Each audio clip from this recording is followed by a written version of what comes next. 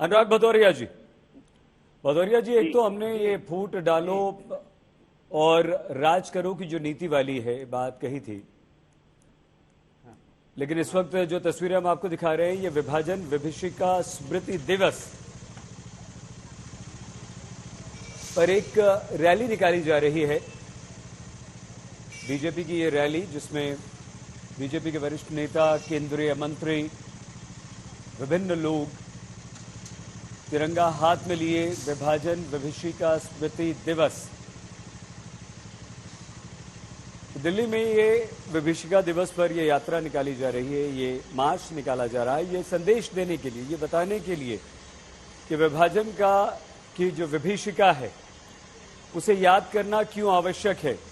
और जब इस दिवस की घोषणा की गई कि हम विभाजन विभीषिका दिवस मनाएंगे तो यही कहा गया कि इस बंटवारे का, जिसमें कहा गया कि 20 लाख से ज्यादा लोगों की हत्याएं हुई, इसमें कहा गया कि वो जो विभाजन, संसार का सबसे बड़ा विभाजन है, वो विभाजन हुआ और उसके बाद विभाजन के बाद विस्थापन, वो सबसे बड़ा विस्थापन, जिस विस्थापन का दंश आज भी हम झेल रहे हैं और जिसके कारण आज भी हम ये चर्चा कर रहे हैं कि बंटवारा क्यों हुआ। और वो विभाजन, जिस विभाजन का दोषी कौन, किसके कारण हुआ, ये चर्चा आज भी होती है और आज भी हो रही है। ये मौन जुलूस निकाला जा रहा है क्योंकि विभाजन की विभीषिका दहला देती है, उसकी स्मृति गमगीन कर देती है। और वो जो स्मृतियां हैं, उस स्मृतियां में चीख पुकार, मार काट, अपनों का अपनों से बिछड़ जाना, छोटे छोटे मासूम बच्चों का अपने माता पिता से अलग हो जाना। हालांकि भारतीय हिंदी साहित्य में इस विभाजन पर लेकर बहुत कुछ लिखा गया, लेकिन जब भी जिसने भी उस हिंदी साहित्य, चाहे वो गद्य हो या पद्य हो, उसे जब भी पढ़ा तो वहां पर दर्द था, वहां एक ऐसी अनंत पीड़ा थी जो पीड़ा पीढ़ियों तक समाप्त नहीं हुई और उस पीड़ा का अनवरत बहते जाना आज भी जारी है। तो उसी विभाजन की विभीषिका को जो करोड़ों करोड़ों भारतवासी झेल रहे हैं, जिन्हें अपना घर बार, व्यापार तो गंवाना ही पड़ा, लेकिन जिनके बच्चों पर और उस समय के उन किशोरों पर, उस समय की महिलाओं, उस समय के वृद्धों पर एक ऐसी दर्द की अमिट रेखा छप गई जो आज तक कभी दूर नहीं हो पाई। और वो दर्द तो है क्योंकि विभाजन लोगों का हो सकता है, पृथ्वी का हो सकता है, एक भूभाग का हो सकता है, जो हमारे देश के 2 भूभाग हुए उसका हुआ अवश्य, लेकिन सबसे ज्यादा अधिक अगर कोई प्रभावित हुआ तो वो मनुष्य, वो भारतवासी, उसकी भावनाएं, जो आज भी विचलित होता है, जो आज भी आंदोलित होता है।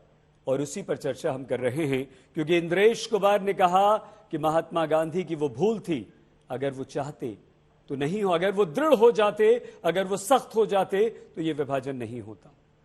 अनुराग भदौरिया जी, आपका नंबर है कि आप फूट डालो नीति करो वाली फूट डालो की नीति का एक ऐसा बीज, अनुराग जी, अंग्रेज बो गए कि जिस बीज के आगे महात्मा गांधी को भी, वो वृक्ष बन चुका था जिन्ना के रूप में, महात्मा गांधी को भी झुकना पड़ा और इस बंटवारे को उन्हें स्वीकृति देनी पड़ी। देखिए, फूट डालो नीति करो तो भारतीय जनता पार्टी इसको मुझे लगता है पूरी तरह से अपना ही रही है। आज भी इस देश के अंदर में वो जाति धर्म का राजनीति करके, नफरत की राजनीति करके अपना सत्ता हासिल करना चाहती है। आज भी भारतीय जनता पार्टी उसी नीति पे तो चल रही है। वो कहाँ यहाँ जोड़ने की बात करती है, हमेशा देखो वो कैसे आपस में नफरत फैलाने की बात करती है, भाईचारा खत्म करने की बात करती है। यही तो भारतीय जनता पार्टी का काम है। अभी उनके नेता जिन्ना की बात कर रहे थे, जिन्ना की मजार पे सबसे पहले कौन गया? भारतीय जनता पार्टी के नेता आडवाणी जी। किताब जिन्ना के ऊपर किसने लिखी? इन्हीं के नेता यशवंत सिंह जी ने लिखी। ये वो लोग हैं जो हिंदुस्तान में बीजेपी को कह रहे थे ना कि हिंदुस्तान समझना पड़ेगा कौन क्या है, कोई समझे ना समझे, लेकिन एक बात सुन लीजिए सुधांशु जी, हिंदुस्तान बीजेपी को समझ गया है।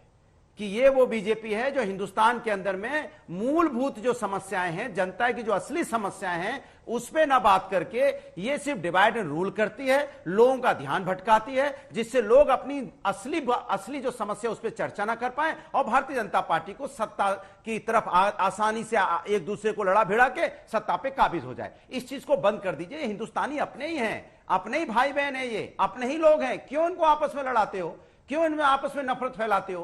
क्यों नहीं आपस में एक दूसरे को जोड़ने की बात करते? क्यों हमेशा तोड़ने की बात करते हो? आप तो इतने साल आजादी को 75वां साल मनाने जा रहे हैं, अभी भी आपकी मानसिकता नहीं बदल रही है कि हम कैसे लड़ाई भिड़ाएं। क्यों लड़ाते भिड़ाते हो?